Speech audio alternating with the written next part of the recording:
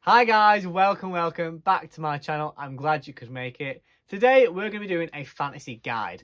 Now this isn't technically just for beginners. I will delve into just like if you are a beginner and want to get into fantasy, but I'm also going to go through the different subgenres, the different tropes, and if you have read fantasy before, you might like these ones. So yeah, it's going to be a guide for everyone. Let's get into it.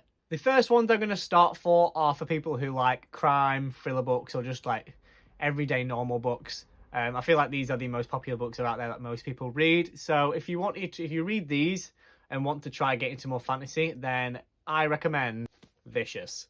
Now, this book is set in the modern day. It has a sprinkle of fantasy elements into it. There is a magic system in here, but it is more set open on the modern day, and the people have like supernatural abilities that people are using for not good, for not good reasons, basically. And there is a lot of murder and crime in this book, and it is really filled with suspense. And it's basically just a manhunt book, but with supernatural powers. So if you like crime and thriller books, like manhunts, etc., and want to get into fantasy, I think this is a really good starting place for you. Like I said, modern day, you'll be able to grasp it easy, but it also has some really good crime and thriller elements whilst also mixing with some fantasy elements. It is really, really good. And if you do like it, V. Schwab also has another great fantasy series, The Darker Shades of Magic. And again, I think you'll really like that too. So yeah, I think this is a great starting place if you're into your crime, thriller books, etc. For those who don't really read but want to get into more reading fantasy, I think starting with a YA book is probably the best thing you can do. YA books normally have all the world building, all the plot with them, but are normally a little bit short and a little bit less complex in terms of magic systems and characters, etc. I think I think they'll be more digestible for you if you don't really read that much. And if you want a series that is just incredible and is YA, and it's an amazing story. I absolutely love it. It's my favorite fantasy series.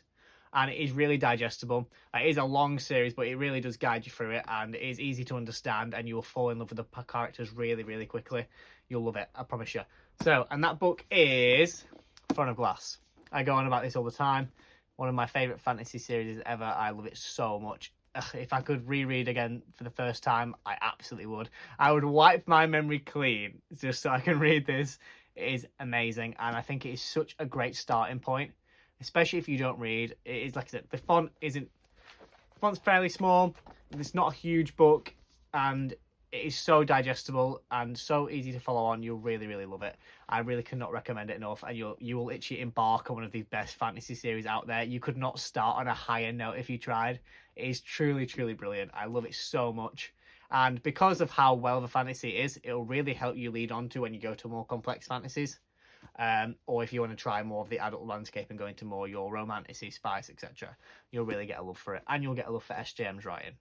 It's brilliant. It's absolutely brilliant. I could not recommend Throne of Glass enough.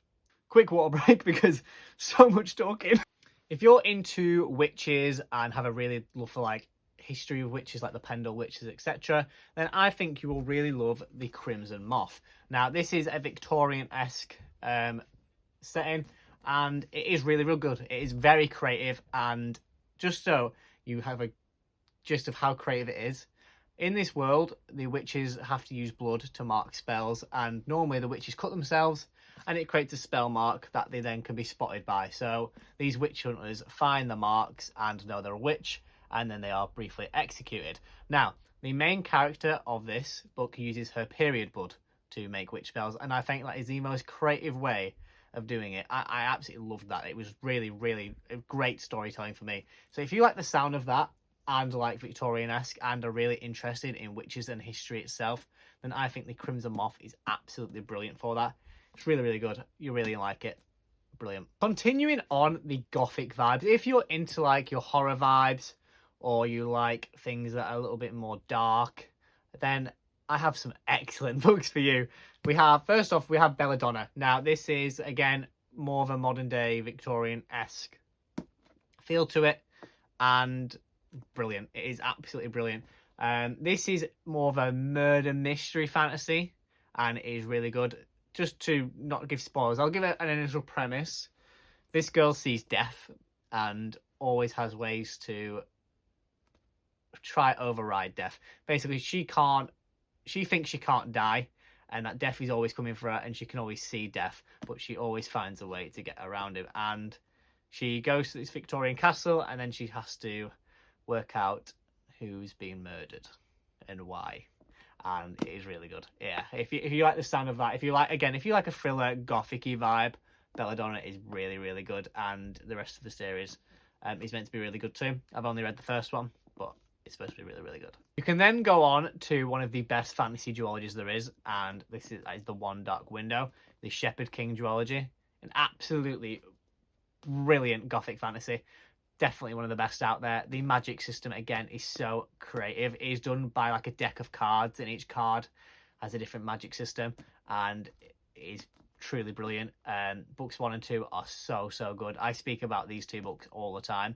If you do like gothic-y fantasy books, or just do like fantasy in general, cannot recommend these two enough. They are truly brilliant. I love them so much. Rachel Gillig, the author, has a new book coming out soon, The Night and the Moth, and I cannot wait for it. So yeah, if you like gothic-y vibes, One Dark Window, 1000%.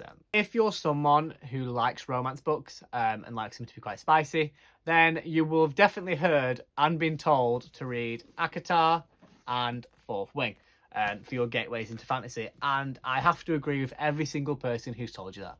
These are such great gateways into the romantic fantasy genre if you already read books and you already like romance books or spicy books, etc.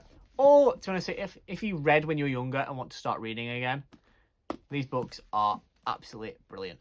ACOTAR, typical fantasy world, where she is kidnapped and taken to a new fairy world, and from there you meet loads of new characters, loads of new courts, and is a really fun fantasy story. And the rest of this series is absolutely brilliant. You'll fall in love with it. You'll fall in love with SJM's writing.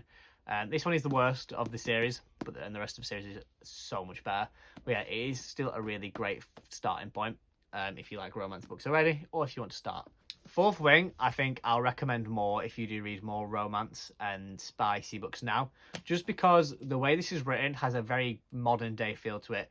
The characters are always swearing at each other. They are dropping like modern day slang whilst in a fantasy world, and if you like that, then you'll definitely like this.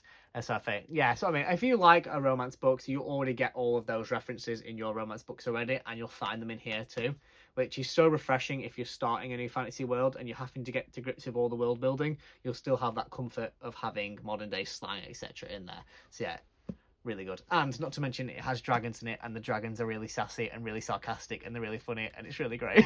If you liked Fourth Wing, ACOTAR, SGM verse, and haven't really found a book that hits that spot, then I've got you. I've absolutely got you. To be honest with you, most of the books I recommend and on TikTok are basically books, romantic books, and what you like from there. But my main recommendation for you, which I'll put in here, is Daughter of No Worlds. A beautiful series, an absolutely amazing series. This will fill any hole you have from reading ACOTAR, Throne of Glass, Fourth Wing. This is one of the best romantic series there is, and it is truly brilliant. It's got the spice, it's got the heartbreak, it's got amazing world building, and has probably one of the biggest plot twists I've ever read in book 2. It's just absolutely incredible. It's got fairies as well. If you really like the fairy kind of stuff, it's got them in it. It's got fae. And then he also has normal humans and stuff. It's amazing. It's so good. The main female character is just truly brilliant, and it is one of my favourite romance stories. It's very slow burn at the start, Grumpy and Sunshine, and it is so much fun. If you don't know what Grumpy and Sunshine is, it's pretty self-explanatory. The man is very grumpy and all blah blah blah, and she's Sunshine, she's happy, and she brings him out of his shell, and it is so sweet, and I just love it so much. I love this series with everything I have. On the absolute opposite end of the spectrum, if you like your books to be much more dark, gritty, a lot of fighting scenes, a lot of amazing world building, and really gruesome and violent, then The Rage of Dragons is definitely for you. Some of the best character arcs I've ever read, and some of the best action scenes I've ever read. These action scenes are absolutely incredible.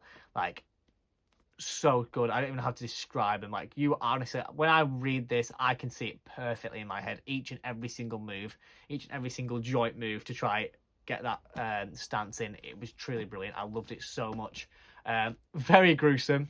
Like, these the way it describes of like limbs being chopped off and the way they're fighting and like innards splaying out is very gruesome, and a lot of fighting. There is so much fighting in this book, but it also is an incredible story.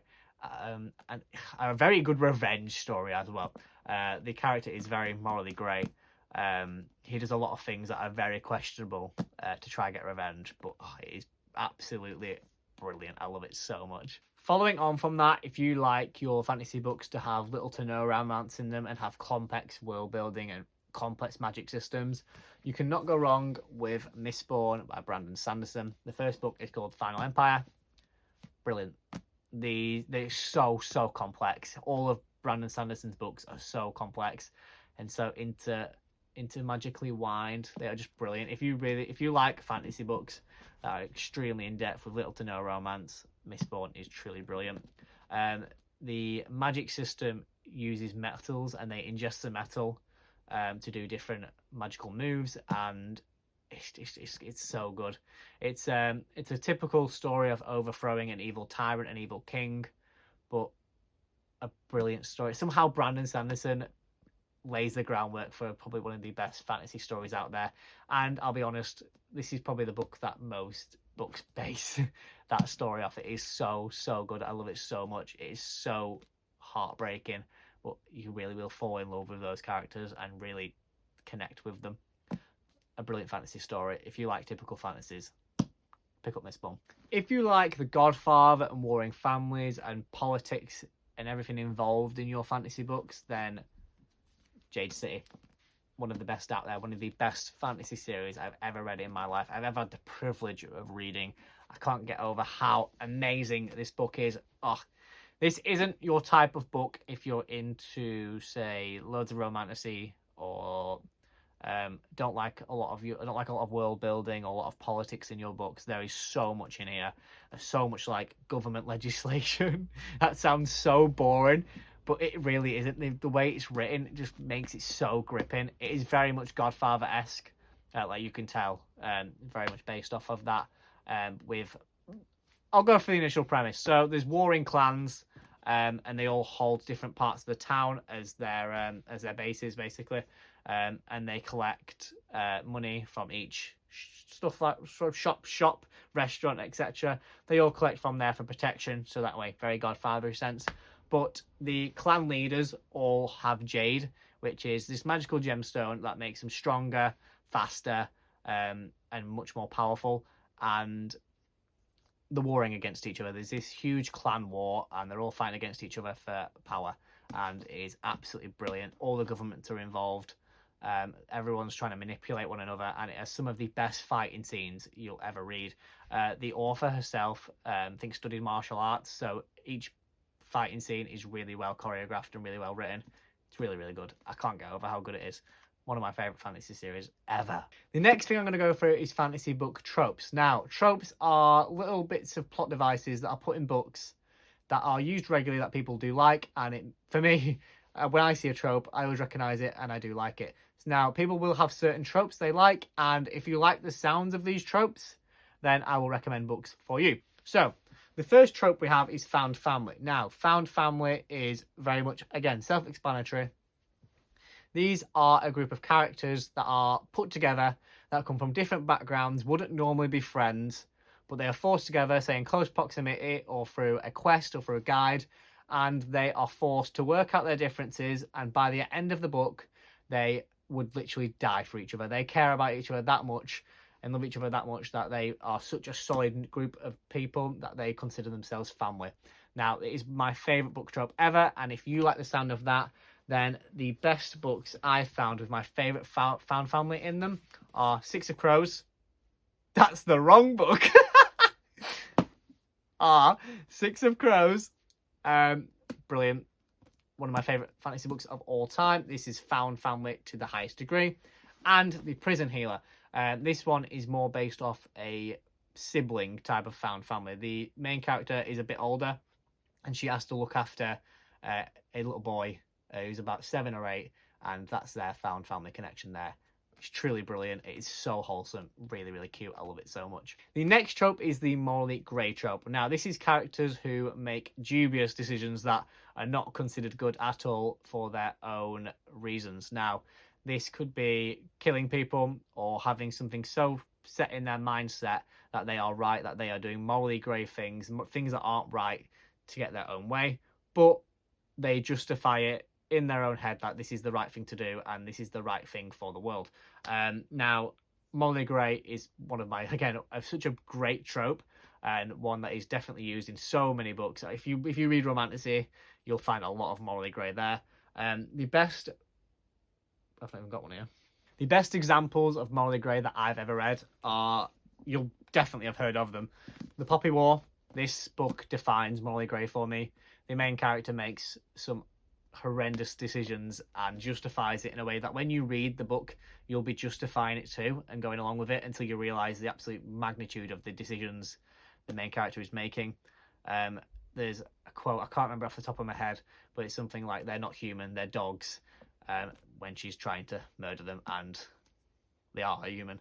So yeah, you can see the mindset of what I'm going for there. Another amazing one, this book only came out recently, Blood Over Brighthaven, an absolute masterclass in morally grey.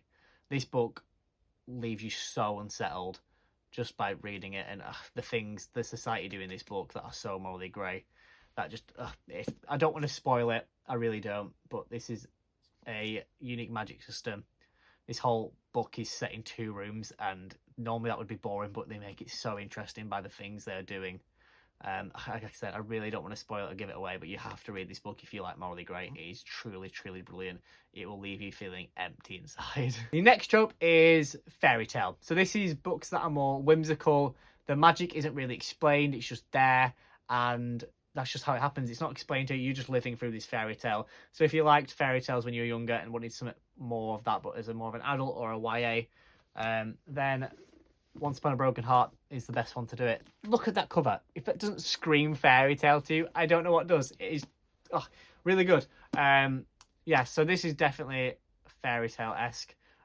Base premise is this girl falls in love with a fae, and these fates are these godlike beings that have magic and have powers that everyone didn't think existed, but they've now come back, and she falls in love with them, and this person's fate who she falls in love with, if he kisses the wrong person that isn't his true love, they die. So she's basically falling in love with someone who, if she kisses, he's going to kill her. Excellent fairy tale. It's truly brilliant. If you like the sound of it, pick it up. Really, really good. Next trope is dragons. Now, I'm sure you don't need an explanation for that one. It has dragons. Everyone loves dragons. They're the absolute best thing in fantasy books. I love them so much. Dragons are just great. If you like a book with dragons, now, Pride of the Orange Tree is truly brilliant. Now, what I will say is, I'm not doing this book justice by just calling it a trope of dragons. This book, you can see how big it is, has political intrigue, has the best world building, has amazing character arcs, has so many povs. It's truly brilliant. Was that dust? That is awful. So many POVs. It's truly, truly great. And it does have dragons in it, as you can see by the cover. Really good. I just wanted to find a way to put Pride of the Orange Tree in this video, so that is why I included it in the dragon section. But there are so many books out there with dragons. I'm reading one at the moment, but if you like romantasy, then you should definitely check out. It's really good. I'm really enjoying it so far. It's called Fear the Flames. It's got dragons in it. It's very witty. It's very fun. It's great. Yes, if you like fantasy books with complex world building, complex characters, and dragons as well, Pride of the Orange Tree is truly brilliant. Samantha Shannon, an amazing author. So there you have it, guys. I now have a jumbo sale of books just scattered around all of my room because I've taken that many off the shelf to show you. But that is a bit of a fantasy guide for you guys. If you like your certain tropes, if you like certain parts of literature or like certain parts of films, then these books will probably be for you, and I will show them to you. So let me know if you do pick up any of these, or if you do read any of them, and let me know what you thought of them or think of them. And yeah, let me know in the comments down below. Thank you guys for watching. I will see you in the next video. Goodbye.